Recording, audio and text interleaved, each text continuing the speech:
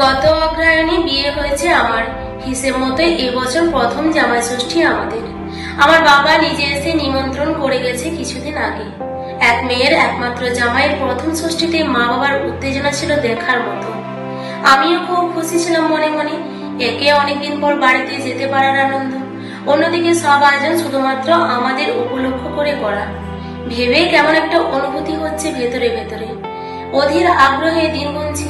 যথারীতি গতকাল রাতে ডাইনিং এ খেতে ব্যস্ত স্বামীর কাছে মায়ের জন্য একটা শাড়ি আর কিছু ফল মিষ্টি নিয়ে আসার আবদার করলাম, কারণ আগামীকাল ভোরে আমাদের রওনা হওয়ার কথা।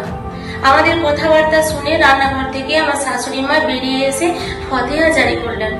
তোমার কি কোনো কাণ্ড জ্ঞান নেই? শুনছো কাল আমার মেয়ে জামাই নাতনিরা আসছে বিদেশ থেকে, তুমি চলে গেলে ওদের খাতির যত্ন করবে কে? আমার মেয়ের তো একটা মান সম্মান আছে নাকি? আমার যথেষ্ট বয়স হয়েছে, এখন থেকে তো তোমাকে এসব দায়িত্ব নিতে হবে। অনেকদিনই তো হলো, একটু একটু করে সংসারে হাল ধরার চেষ্টা করো এবার। এমনিতে আমাকে শাশুড়ি দুই দোকানি করলেও কোনো বিষয়ে মনক্ষুণ্ণ হলে তুমি দিয়ে কথা বলে। আমি অসহায় ভাবে আমার স্বামীর দিকে তাকালাম, কিন্তু আশ্চর্য হলাম কিছু না বলে সে চুপচাপ খেয়ে উঠে শোয়ার ঘরে চলে গেল। দেখে শাশুড়ি মা নিজের মনে গজগজ করতে লাগলো, তিনটে বছর হলো মেয়েটার নাতনিটার মুখ দেখি না। আমারও তো ইচ্ছে করে ওদের একটু ভালো মন্দ খাওয়াতে, একটু গল্প গুজব করতে। এখান থেকে এখানে তোমার বাপের বাড়ি, পরে এক সময় গেলে হবে না? বুঝি না বাবা। আমি আর কথা বাড়ালাম না। ঘরে ঢুকতে বর বলল, কি বলবো বলো? আমি তো কালকে যাওয়ার জন্য নিজেই খুব এক্সাইটেড ছিলাম গো। তুমি বলার আগে মায়ের শাড়ি আর বাবার পাঞ্জাবি কিনে রেখেছি, অফিস থেকে ফেরার সময় আলমারিতে রাখা আছে, দেখো। কিছুক্ষণ চুপ থেকে আবার বলল, আমি নিয়ে যেতেই পারি, কিন্তু মায়ের উপর দিয়ে গেলে খুব অশান্তি হবে।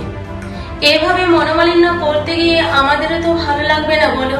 কি আর করা যায়, একটু ভেবে দেখো। বুঝে গেলাম এ ব্যাপারে শাশুড়ি মায়ের সিদ্ধান্ত চূড়ান্ত। এরপরেও যদি আমি জোর করে বেরিয়ে যাই, তাহলে হয়তো আমার বাবা মার শিক্ষা দীক্ষার উপর প্রভাব পড়বে, আর বাবা মার অপমান আমি কিছুতেই সহ্য করতে পারবো না। তাছাড়া এটাও ভাবলাম, বিয়ের সময় ননদরা আসতে পারেনি, প্রথমবার দেখা না করে চলে যাওয়াটা খুব দৃষ্টিকটু মনে হবে। তাই মনকে বুঝিয়ে নিলাম সেভাবে। পরের দিন খুব সকাল সকাল উঠে পড়লাম। অনেক পদ রান্না করার আছে বলে তৈরি হয়ে রান্নাঘরে এলাম। গ্যাস ওভেনে একদিকে মুগ ডাল, অন্যদিকে চিংড়ির মালাইকারি ফুটছে আমার বুকের ভেতরের আগুন পাখিটা। বাবা নিশ্চয় সকাল সকাল বাজারে গিয়ে নিজের হাতে করে কিনে এনেছে গাছ পাকা আম, চিড়ে দই, নামি দোকানের মিষ্টি, সরু চাল, কাটাপোনা মাছ। মা হয়তো সবচেয়ে দামি চাদরটাই বিছিয়েছে, কাঁসার বাসন ঝাঁ চকচকে করে রেখেছে। উপোস করে পুজো দিয়েছে ষষ্ঠীর, কিন্তু জামাই ষষ্ঠী আজ সোনার পাথর বাটি। এই সবে ভাবছি, এমন সময় মা ফোন করলো। আমি হাত মুছে ফোনটা ধরে হ্যালো বলতে মা খুব উৎসাহ করে জিজ্ঞেস করলো, তা হ্যাঁ রে, তৈরি হয়েছিস? কখন আসবি? বড্ড রোদ গরম বাইরে, সকাল সকাল বেরিয়ে পড়, বেশি দেরি করিস না কিন্তু। অনেক চেষ্টা করে মায়ের কাছে আমি তো আর নিজেকে আটকাতে পারলাম না, ঝরঝর করে কেঁদে ফেললাম। গতকালের ঘটনাটা সবটাই মাকে খুলে বললাম। মা কিছুক্ষণ চুপ থেকে নিজেকে সামনে নিয়ে বলল, বিয়ের পর অনেক ত্যাগ স্বীকার করতে হয় রে মা, সংসার সুখের হয় রমণীর গুণে।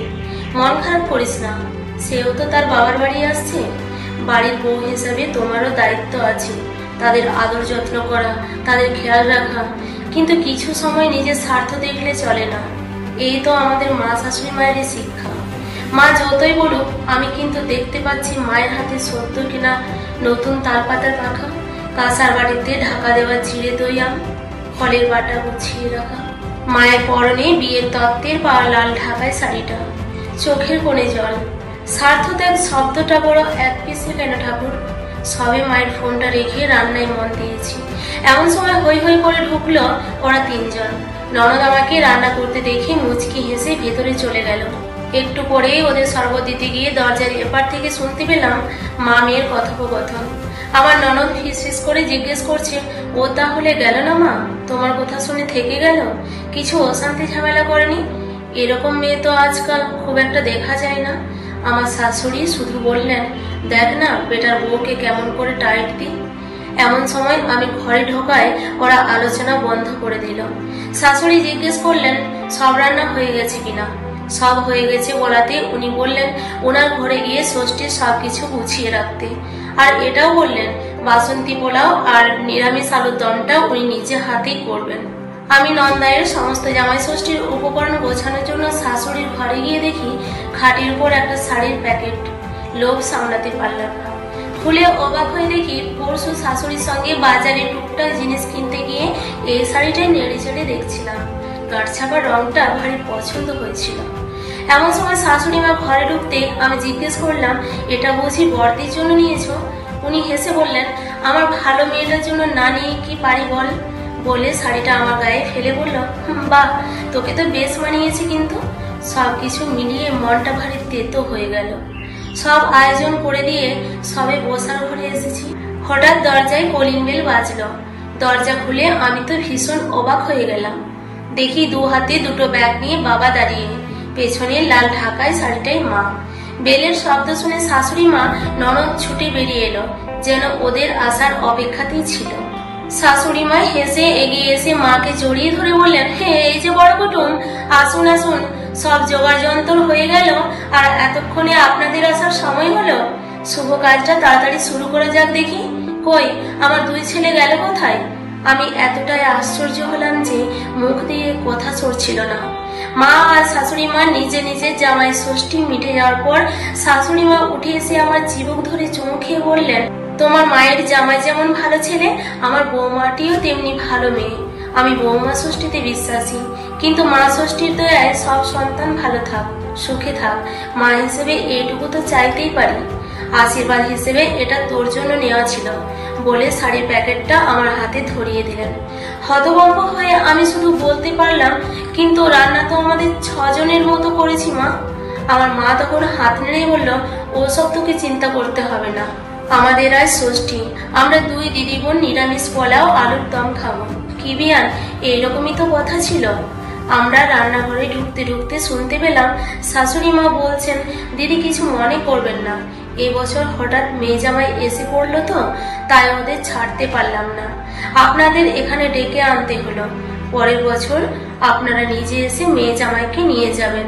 আর দেখুন না, আপনার মেয়েকে এমন টাইট করে বাঁধবো যে বাড়িতে যেতেই চাইবে না আর। স্বভাবে পড়া হলেও আমি কিন্তু খারাপ শাশুড়ি নই।